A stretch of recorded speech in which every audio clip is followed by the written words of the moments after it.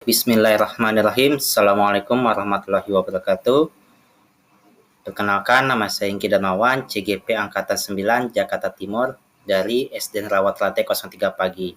Baiklah, saya akan menyampaikan koneksi antar materi modul 1.2 tentang model refleksi 4P. Yang pertama, peristiwa. Momen yang paling penting, menantang, dan mencerahkan dalam proses pembelajaran refleksi Ki Hajar Dewantara dan nilai serta peran guru penggerak dapat berbeda-beda untuk setiap individu. Namun berikut beberapa momen kesan dalam pemahaman dan praktik saya terkait konsep-konsep tersebut. Yang pertama, pemahaman mendalam tentang filosofi Ki Hajar Dewantara. Salah satu momen penting bisa jadi ketika saya benar-benar memahami filosofi dan pemikiran Ki Hajar Dewantara. Ini mungkin terjadi ketika saya mempelajari karya-karyanya seperti Tutwuri Handayani dan mulai memahami konsep pendidikan yang berpusat pada peserta didik, kesetaraan, dan keadilan pendidikan. Yang kedua, menghadapi tantangan dalam implementasi nilai-nilai Ki Hajar Dewantara. Menyelaraskan nilai-nilai Ki Hajar Dewantara dengan praktik pendidikan sehari-hari bisa menjadi momen yang menantang. Ketika saya mencoba menerapkan konsep-konsep seperti kebebasan, keadilan, dan kesetaraan dalam kelas atau lingkungan pendidikan saya mungkin menghadapi hambatan dan pertanyaan tentang bagaimana melakukan dengan efektif. Yang ketiga, mencerahkan pengalaman sebagai calon guru penggerak. Jika saya memiliki pengalaman sebagai guru penggerak atau sebagai mentor dalam konteks pendidikan, momen yang paling mencerahkan mungkin terjadi ketika saya melihat dampak positif dari peran saya dalam mendorong perubahan positif dalam dunia pendidikan. Melihat peserta didik saya tumbuh, belajar, dan mengembangkan potensi mereka adalah momen yang luar biasa. Yang keempat, momen pribadi dalam refleksi diri. Proses refleksi pribadi juga bisa menjadi momen penting dan mencerahkan. Saat saya merenungkan bagaimana nilai dan pemikiran Ki Hajar Dewantara mempengaruhi pandangan dan praktik saya sebagai pendidik. Saya mungkin mengalami pemahaman diri yang lebih dalam dan mencerahkan. Yang kelima, kontribusi dalam membangun pendidikan yang lebih baik. Melibatkan diri dalam proyek-proyek atau inisiatif pendidikan yang berfokus pada nilai-nilai Ki Hajar Dewantara bisa menjadi momen penting dalam perjalanan saya, menjadi bagian dari perubahan yang memajukan pendidikan dan meneruskan warisan Ki Hajar Dewantara bisa memberikan rasa pencapaian dan penuh makna. Setiap individu mungkin memiliki momen yang berbeda-beda terkait pembelajaran, refleksi Ki Hajar Dewantara, dan nilai serta peran guru penggerak.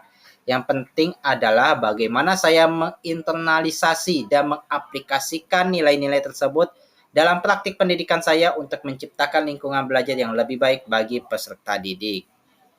Yang kedua, perasaan. Saat momen penting atau berkesan dalam proses pembelajaran refleksi Ki Hajar Dewantara dan nilai serta peran guru penggerak yang terjadi, seringkali perasaan yang muncul dapat sangat kuat dan bervariasi. Ini adalah beberapa perasaan yang mungkin saya rasakan saat momen tersebut terjadi. Yang pertama, inspirasi. Saya mungkin merasa sangat terinspirasi oleh pemikiran Ki Hajar Dewantara dan nilai-nilai yang ia anut. Hal itu dapat memotivasi saya untuk berkomitmen lebih dalam pendidikan yang berpusat pada peserta didik dan mengedepankan keadilan pendidikan. Yang kedua, penuh semangat. Momen berkesan dalam proses pembelajaran ini bisa membangkitkan semangat baru dalam saya untuk menjadi guru penggerak yang lebih baik. Saya mungkin merasa penuh semangat untuk menerapkan konsep-konsep tersebut dalam praktik sehari-hari saya. Yang ketiga, humble atau merendah. Pemahaman yang lebih mendalam tentang nilai-nilai dan pemikiran Ki Hajar Dewantara mungkin juga membuat saya merasa lebih rendah hati dan sadar akan tanggung jawab saya sebagai pendidik. Saya menyadari pentingnya mempertahankan kesetaraan dan keadilan dalam pendidikan. Yang keempat, terhubung. Momennya bisa membuat saya merasa lebih terhubung dengan warisan budaya dan pendidikan Indonesia, terutama jika saya merasa bahwa saya menjadi lebih dekat dengan pemikiran seorang tokoh besar seperti Ki Hajar Dewantara. Selanjutnya, bersemangat untuk berbagi. Saya mungkin merasa sangat antusias untuk berbagi pemahaman saya dengan rekan-rekan pendidik dan masyarakat. sehingga semakin banyak orang yang dapat merasakan dampak positif dan nilai-nilai dan pemikiran Ki Hajar Dewantara. Yang keenam, penuh makna. Momen ini mungkin memberikan makna yang lebih dalam perjalanan saya sebagai pendidik. Saya merasa bahwa apa yang saya lakukan memiliki makna yang lebih besar dan berkontribusi pada perbaikan pendidikan.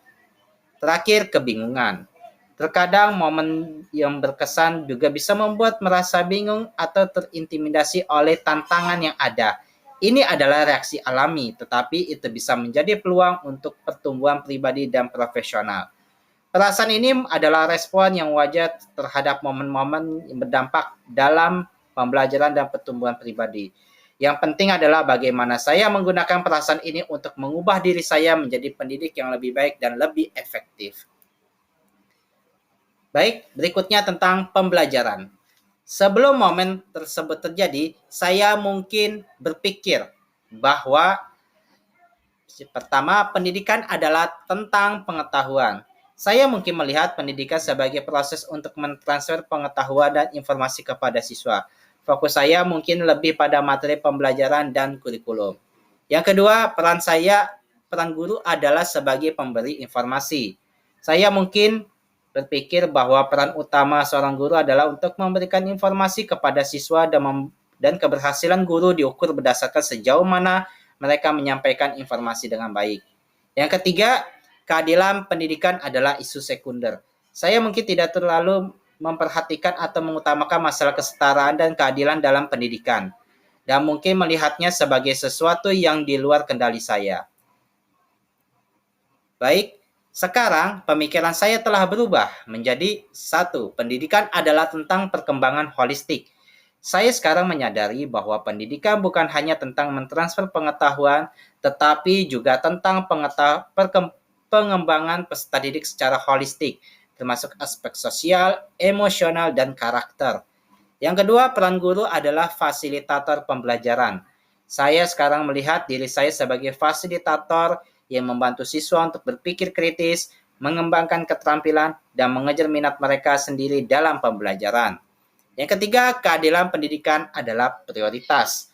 Saya sekarang mengutamakan keadilan pendidikan dan berusaha untuk menciptakan lingkungan belajar yang inklusif dan adil bagi semua siswa, tanpa memandang latar belakang mereka.